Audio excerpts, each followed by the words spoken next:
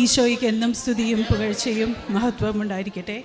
ഈ ആൾക്കാരയിൽ എന്നെ എത്തിച്ച എൻ്റെ പരിശുദ്ധ അമ്മയ്ക്കും ഈശോയ്ക്കും എന്നും ആരാധനയും സ്തുതിയും പുകഴ്ചയും. എൻ്റെ പേര് ബിനു. ഞാൻ വരാപ്പുഴ തുണ്ടത്തുംകട വെടവകയിൽ നിന്ന് വരുന്നു. ഞാനിപ്പോൾ വരുന്നത് UK-യിൽ നിന്നാണ്. ഞാൻ ഇവിടെ എൻ്റെ ഒരു അത്ഭുത രോഗസൗഖ്യത്തിൻ്റെ സാക്ഷ്യം പറയാൻ വേണ്ടിയിട്ടാണ് വന്നത്. എനിക്ക് 2022 ജാനുവരിയിൽ പെട്ടെന്ന് സുഖമില്ലാണ്ടാവുകയും ആശുപത്രിയിൽ അഡ്മിറ്റ് ആവുകയും ഒരു ദിവസത്തിനകം എനിക്ക് BALL അക്യൂട്ട് ലിംഫോ ലുക്കീമിയ എന്ന് പറയുന്ന ബ്ലഡ് ക്യാൻസർ ഡയഗ്നോസ് ചെയ്യുകയും ചെയ്തു. എനിക്ക് വേറെ സിംറ്റംസ് ഒന്നും ഉണ്ടായില്ല. പക്ഷേ പെട്ടെന്നുള്ള ഈ ഡയഗ്നോസിസ് എന്നെയും കുടുംബത്തെയും വളരെ തളർത്തി. ഞാനും എൻ്റെ ഹസ്ബൻഡും എൻ്റെ മോനും മാത്രമേ UK-യിലുള്ളൂ.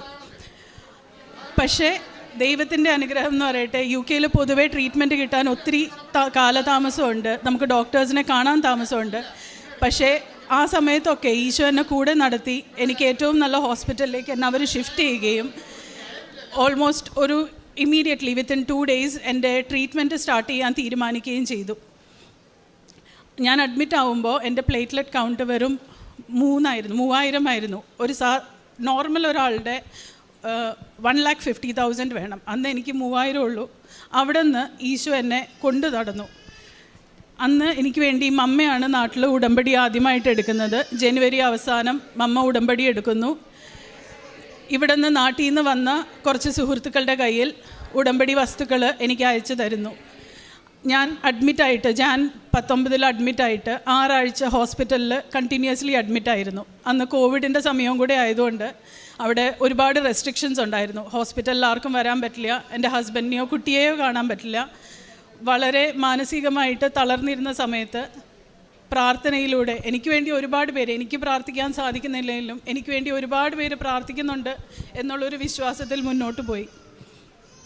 എനിക്ക് അമ്മ ഉടമ്പടി രൂപവും ഉപ്പും തൈലവും ഉപ്പും തേനും അയച്ചു തന്നായിരുന്നു. ഞാൻ അതെല്ലാം ഉപയോഗിച്ച് എനിക്ക് വിത്തിൻ 2 days കീമോ സ്റ്റാർട്ട് ചെയ്തിട്ട് കീമോയിൽ ഒത്തിരി കോംപ്ലിക്കേഷൻസ് ഉണ്ടെങ്കിലും ഓരോ ദിവസവും ബെറ്റർ ആയിക്കൊണ്ടിരുന്നു. 6 ആഴ്ച കഴിഞ്ഞ് ഡിസ്ചാർജ് ചെയ്ത് എൻ്റെ ഫസ്റ്റ് ബോൺ മാരോ ക്ലിയർ ആണെന്ന് പറഞ്ഞു. പക്ഷേ അപ്പോഴാണ് ഞാൻ അറിയുന്നത് ട്രീറ്റ്മെൻറ്റ്, കാരണം ആ സമയത്ത് ഡോക്ടേഴ്സായിട്ട് ഡിസ്കഷനുള്ള ഓപ്ഷൻസ് ഇല്ല. ട്രീറ്റ്മെൻറ്റ് ഓൾമോസ്റ്റ് 2 years എടുക്കുമെന്ന് അവർ പറഞ്ഞു.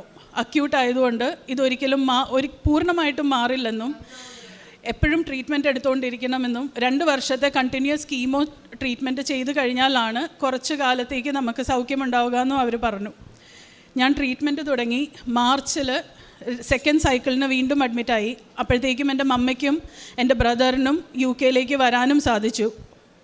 അതും മാതാവിൻ്റെ അനുഗ്രഹമാണെന്ന് ഞാൻ പൂർണ്ണമായിട്ടും വിശ്വസിക്കുന്നു. എൻ്റെ മമ്മയുടെ ഉടമ്പടിയിലുള്ള വിശ്വാസത്തിനാണ് അവർക്ക് പെട്ടെന്ന് വിസ കിട്ടുവാനും അവിടെ എത്തുവാനും സാധിച്ചത്.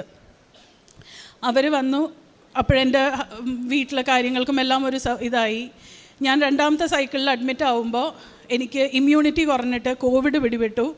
വീണ്ടും വളരെ സിക്കായി. ആ സമയത്തൊക്കെ ഞാൻ ഉടമ്പടി തേനും ഉപ്പും എൻ്റെ ഭക്ഷണത്തിലും വെള്ളത്തിലും ഇട്ട് കഴിക്കുകയും ആ കീമോ ഫേസിൽ നിന്ന് വീണ്ടും പുറത്തു വരികയും ചെയ്തു. അപ്പോഴൊക്കെ എനിക്ക് ഏറ്റവും പ്രയാസമുണ്ടായിരുന്നത് ഈ 2 വർഷത്തെ ട്രീറ്റ്മെൻറ്റ്. ഡോക്ടേഴ്സ് ഒരിക്കലും ഒരു പോസിറ്റീവ് ഇത് പറയുന്നില്ല. കാരണം ALL കുട്ടികളിലാണ് കൂടുതൽ വരുന്നത്, അഡൽട്സിൽ റെയറായിട്ടാണ് വരുന്നത്. വന്നു കഴിഞ്ഞാൽ ഫുൾ റെമിഷൻ ഭയങ്കര ചാൻസ് കുറവാണ്. അപ്പോൾ ഞാൻ എന്നും പ്രാർത്ഥിച്ചുകൊണ്ടിരുന്നു, മാതാവിനോട് കരഞ്ഞു പ്രാർത്ഥിച്ചുകൊണ്ടിരുന്നു.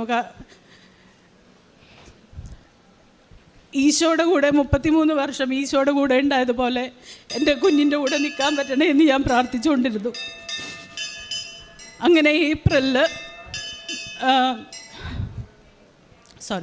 ഏപ്രിലിൽ എൻ്റെ ബ്രദറിൻ്റെ സ്റ്റെം സെല്ല് എനിക്ക് ഫുൾ മാച്ചാണെന്ന് കാണുകയും അവിടെ ഉണ്ടായിരുന്ന എൻ്റെ കൺസൾട്ടൻറ്റ്, മറ്റു ഡോക്ടേഴ്സ് അതിന് കൂട്ടുനിന്നില്ലെങ്കിലും ഒരു പുതിയ കൺസൾട്ടൻറ്റ് വന്ന് പുള്ളി നമുക്ക് സ്റ്റെം സെൽ ട്രാൻസ്പ്ലാന്റ് ചെയ്യാം അതിനു വേണ്ടി പുഷ് ചെയ്തു. അങ്ങനെ വെറും 6 മാസത്തിൽ ജനുവരിയിൽ ഞാൻ അഡ്മിറ്റായിട്ട് ജൂലൈയിൽ എനിക്ക് ബോൺ മാരോ ട്രാൻസ്പ്ലാന്റ് ചെയ്തു.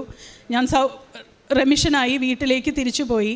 അതോടെ ഞാൻ റിമിഷനായി സുഖപ്പെട്ടു എന്ന് പൂർണ്ണമായിട്ടും വിശ്വസിച്ച് വീട്ടിലായിരുന്നു. നാട്ടിൽ വരുമ്പോൾ അന്ന് ഇമ്മ്യൂണിറ്റി പ്രശ്നമുള്ളതുകൊണ്ട് ഇനി നാട്ടിൽ വരുമ്പോൾ ഇവിടെ വന്ന് സാക്ഷ്യം പറയാം, ഉടമ്പടി എടുക്കാം എന്നൊക്കെ ഓർത്തിരുന്നു. പക്ഷേ മാർച്ചിൽ 2023 മാർച്ചിൽ അതിനു മുമ്പ് ഒക്ടോബർ തൊട്ടിട്ട് എനിക്ക് വീണ്ടും ഇച്ചിരി വയ്യായികകൾ ക്ഷീണമൊക്കെ തുടങ്ങി. 2023 മാർച്ചിൽ പെട്ടെന്ന് പഴയതുപോലെ വീണ്ടും ഞാൻ സിക്കാവുകയും എൻ്റെ ബ്ലഡ് കൗണ്ട്സ് എല്ലാം പെട്ടെന്ന് ഡ്രോപ്പ് ചെയ്ത് പ്ലേറ്റ്ലെറ്റ് നോർമൽ ലെവലിൽ നിന്ന് വീണ്ടും 10 താഴെ പോകുകയും ചെയ്തു. ഞാൻ വീണ്ടും അഡ്മിറ്റായി. അപ്പോൾ ഡോക്ടേഴ്സ് പറഞ്ഞു റീലാപ്സ് ആയി, ഇനിയിപ്പോൾ ട്രീറ്റ്മെൻറ്റ് കാര്യമായിട്ടില്ല, കാരണം ബോൺ മാരോ ട്രാൻസ്പ്ലാന്റ് കഴിഞ്ഞു, പുതിയ ട്രീറ്റ്മെൻറ്റുകൾ നമുക്ക് നോക്കണം എന്ന് പറഞ്ഞു. ഞാൻ ആശുപത്രിയിൽ അഡ്മിറ്റ് ആയിരിക്കുമ്പോൾ ആ സമയത്ത് എൻ്റെ പപ്പ ഹി പാസ്ഡ് അവേ. അതും എനിക്ക് വളരെ ഒരു താങ്ങാൻ പറ്റാത്ത, എനിക്ക് റിക്കവർ ചെയ്യാൻ പറ്റാത്ത ഒരു സമയമായിരുന്നു എൻ്റെ അസുഖവും പപ്പയുടെ മരണവും. പക്ഷേ മാതാവ് ഒരുപാട് അനുഗ്രഹങ്ങൾ ആ സമയത്ത് തന്നു. എനിക്ക് ഹോസ്പിറ്റലിൽ അവിടെ ചാപ്ലൻ സർവീസ് ഉണ്ട്, അതായത് നമുക്ക് സൈക്കോളജിക്കൽ സപ്പോർട്ട് തരും. ഞാൻ സൈക്കോളജിസ്റ്റിനെ കാണുന്നുണ്ടായില്ല, കാരണം ഞാൻ കുഴപ്പമില്ല, ഞാൻ പ്രാർത്ഥനയിൽ പിടിച്ച് നിന്നോളാം എന്ന് പറഞ്ഞ് നിന്നു. പക്ഷേ ആ സമയത്ത് മാനസികമായി വളരെ തളർന്നു. അന്ന് എനിക്ക് അവിടെ ചാപ്ലൻ സർവീസ്, അതായത് ഒരു ഹോസ്പിറ്റലിനോട് ചേർന്ന് തന്നെ ചേർച്ചുണ്ട്, ചേർച്ചിലെ അച്ഛൻ ഫാദർ എവൻസ് എന്നെ കാണാൻ വരികയും പുള്ളി പിന്നീട് എല്ലാ 2 ദിവസവും എൻ്റെ അടുത്ത് എല്ലാ 2 ദിവസം കൂടുമ്പോൾ എന്നെ വന്ന് എനിക്ക് സൈക്കോളജിക്കൽ സപ്പോർട്ട് തരികയും എനിക്ക് വിശുദ്ധ കുർബാന തരികയും ചെയ്യാൻ തുടങ്ങി. അങ്ങനെ മാർച്ച് ഏപ്രിൽ ട്രീറ്റ്മെൻറ്റ് തുടർന്നു. ട്രീറ്റ്മെൻറ്റ് ഫലിക്കുന്നുണ്ടായില്ല, കീമോ ഒന്നും ഫലിക്കുന്നുണ്ടായില്ല. പക്ഷേ മെയ്യിൽ വീണ്ടും മാതാവിൻ്റെയും ഈശോയുടെയും അനുഗ്രഹത്താൽ ഇപ്പോൾ കാർട്ടി എന്ന് പറഞ്ഞിട്ട് ഒരു ലേറ്റസ്റ്റ് ട്രീറ്റ്മെൻറ്റ്, ഒരു ട്രയൽ അവിടെ UK സെലക്ട് ചെയ്തു. അപ്പം മൊത്തം 12 പേര് UK നിന്ന് ഓരോ ട്രയലിന് അവർ ആൾക്കാരെ സെലക്ട് ചെയ്യും. ട്രീറ്റ്മെൻറ്റ് ഇല്ല, ഇനി ഒരു വേറെ ചാൻസ് ഇല്ല എന്ന് കാണുന്ന ആൾക്കാരെ ഈ ട്രയലിലേക്ക് അവർ സെലക്ട് ചെയ്യും. അങ്ങനെ എന്നെ കാർട്ടിയിലേക്ക് എൻ്റെ പേര് എൻ്റെ ഡോക്ടർ സജസ്റ്റ് ചെയ്യണു. ഞാൻ അതിൽ എലിജിബിൾ ആവണു. നമുക്ക് സർട്ടൻ ക്രൈറ്റീരിയ ഉണ്ട് അതും ഫിറ്റ് ആവാനായിട്ട്. എനിക്കതെല്ലാം മീറ്റ് ആവണു. ഞാൻ ആ കാർട്ടി ചെയ്യണു. അന്നും ഞാൻ കാർട്ടിക്ക് പോകുമ്പോൾ 1.5 മാസം അഡ്മിറ്റ് ആവണം. കാർട്ടിക്ക് ഞാൻ പോയപ്പോൾ ഞാൻ പ്രാർത്ഥിച്ച് വചനം എടുത്തപ്പോൾ എനിക്ക് മത്തായിയുടെ സുവിശേഷം 19-ാം അധ്യായം 26-ാം വാക്യം, സ്ത്രീയെ നിൻ്റെ വിശ്വാസം വലുതാണ്, നിനക്ക് എന്ത് വേണമെന്ന് ചോദിച്ചുകൊള്ളുക എന്ന വചനമാണ് കിട്ടിയത്. അപ്പോൾ ഞാൻ ഉറച്ച് വിശ്വസിച്ചു, ഇതോടെ എല്ലാം ശരിയായി എന്ന് വിശ്വസിച്ച് കാർട്ടി ചെയ്ത്.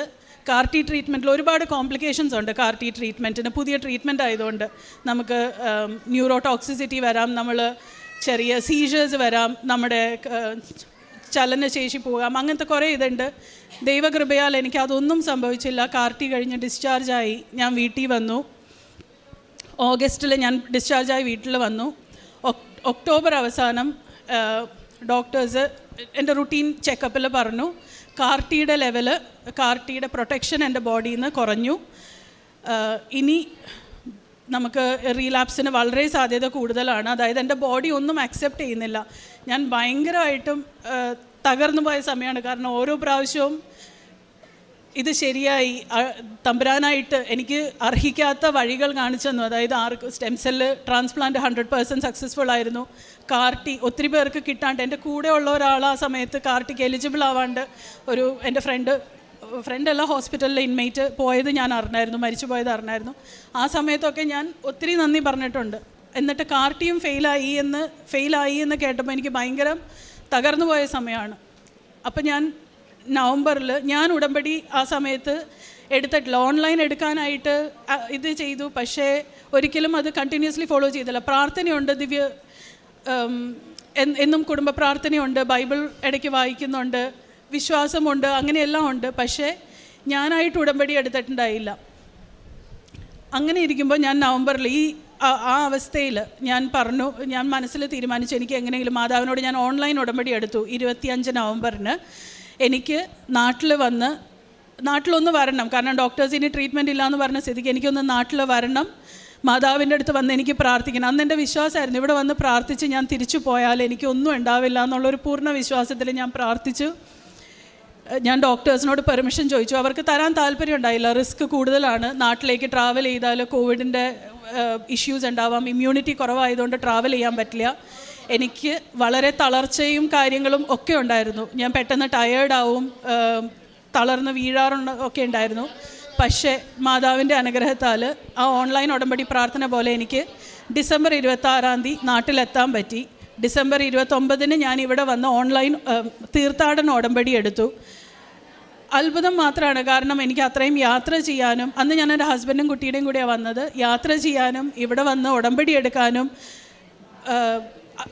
ക്ഷീണമൊക്കെ തോന്നിയെങ്കിലും എനിക്കത് മുഴുവൻ പൂർത്തീകരിക്കാൻ സാധിച്ചു. ഉടമ്പടി എടുത്ത് ഞാൻ തിരിച്ചു പോയി ജനുവരിയിൽ. ഫെബ്രുവരിയിൽ എൻ്റെ ബോൺ മാരോ റിപ്പീറ്റ് ചെയ്തു. അവർ ബോൺ മാരോ റിപ്പീറ്റ് ചെയ്തപ്പോൾ ഫെബ്രുവരി അവസാനം ബോൺ മാരോയുടെ റിസൾട്ട് വന്നത് എൻ്റെ ബോൺ മാരോയിൽ 40% ലുക്കീമിയ സെൽസ് വീണ്ടും ഉണ്ട്.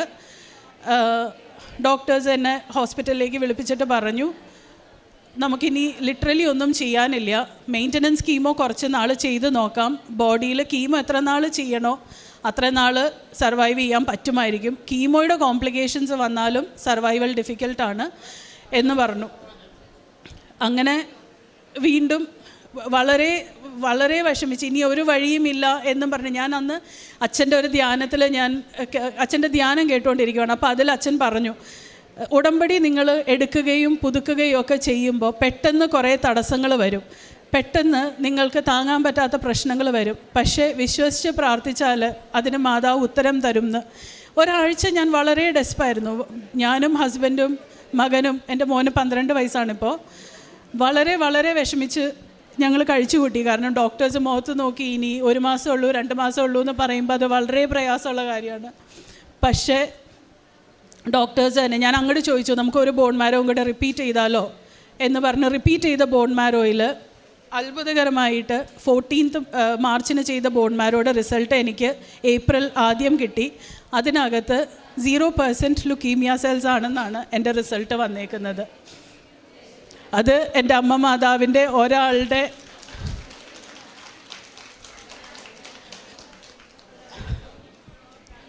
സഹോദരി ജോസഫ് അച്ഛനെ വന്ന് കണ്ടായിരുന്നോ ഇതിനിടയ്ക്ക്? സോറി, ഞാൻ 29-ന് തീർത്ഥാടന ഉടമ്പടി എടുത്തിട്ട് പോയി. അന്ന് എനിക്ക് അത്രയും നേരം നിൽക്കാൻ പറ്റാനോട് തിരിച്ചു പോയി. എന്നിട്ട് വീണ്ടും ജനുവരി 17-ാം തീയതി തിരിച്ചു വന്ന് അച്ഛനെ കാണാനായിട്ട് ടോക്കൺ എടുത്ത് അച്ഛനെ കണ്ടു. അന്ന് അച്ഛൻ സൈത്ത് പൂശി പ്രാർത്ഥിക്കുകയും കുരിശ് വരച്ച് എനിക്ക് വേണ്ടി പ്രാർത്ഥിച്ച് എന്നെ വിട്ടു. ഞാനന്ന് ഒരുപാട് വിഷമിച്ചു. ഇവിടെ ഞാൻ എപ്പോഴും സാക്ഷ്യം കേൾക്കുമ്പോൾ ഒത്തിരി പേര് പറയാറുണ്ട്, അച്ഛൻ പറഞ്ഞു തിരിച്ചു വന്ന് സാക്ഷ്യം പറയണം, ഇതൊന്നും ശരി കുഴപ്പമില്ല മാറും എന്നൊക്കെ പറയാറുണ്ടെന്ന്. അപ്പോൾ അച്ഛൻ എന്നോടൊന്നും പറയാനപ്പോൾ എനിക്ക് ഭയങ്കര വിഷമമായിരുന്നു. അച്ഛൻ എന്താ ഒന്നും പറയാൻ അച്ഛനൊന്നും തോന്നിയില്ലേന്ന്. പക്ഷെ ഞാൻ ഇവിടുന്ന് പോയപ്പോൾ മാതാവിനോട് പറഞ്ഞിട്ടാണ് പോയത്, ഞാൻ തിരിച്ചു വരും അമ്മയെ സാക്ഷ്യം പറയാനായിട്ട് ഞാൻ വരാൻ കേട്ടോ എന്ന് പറഞ്ഞിട്ടാണ് പോയത്.